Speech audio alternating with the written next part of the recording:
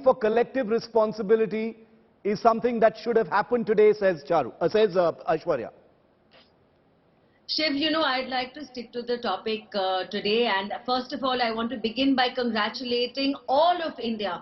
I think it's a momentous day, it's a huge, huge occasion, and I am so glad I have an opportunity to be on air with both you and Gaurav, because I know both of you follow defense very closely, you write about it, your shows are always the best when it comes to defense, and today is the day which is giving goosebumps to every Indian. When I was looking at videos while the commissioning was going on, every single video of INS Vikrant literally has given me goosebumps today. And if I'm feeling like this, I can confidently say the rest of our country is also celebrating in a similar manner.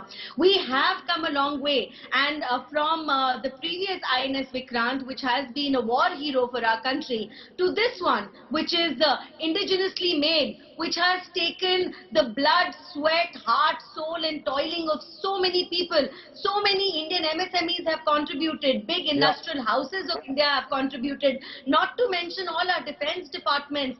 And it is a day which only needs to be celebrated when your Prime Minister is commissioning aircraft carrier like this, not a day for petty political bickering. And unfortunately, I think a lot of political class in India, in the opposition, can find something negative even on the most positive and celebratory days. I find that really, really sad, and I don't want to pay heed to that.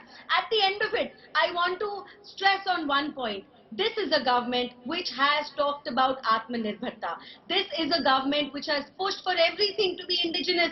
Why not try? Why is it that we must always take it for granted that if India has not done something in the past, we can't do it in the future? I think we've come a long way. INS Vikrant is a feather in India's cap, and I'm not going to take credit away from this government, because the encouragement which can come from a political class versus the apathy which can come from a political class is visible for everybody to see globally.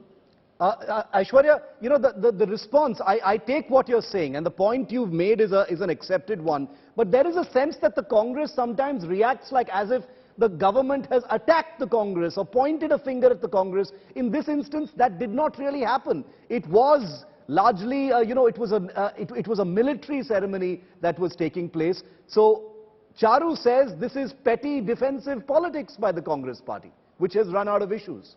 2 points of rebuttal to that. I think that first and foremost, when you see that the modus operandi of the current government, whether it is sacred August 15th or the 75th year of India's independence, when you believe a large part of your speech ends up becoming about targeting a political class, you realize that it almost is standard MO for them. And in this, I don't think anything was almost us feeling attacked as much as us waiting to see if you would acknowledge that this was not only one government that created this, because the continuity of governance is something that is important. And Charu talks about we have empowered. But Aishwarya, that's never been acknowledged by any government. Let's be fair about that.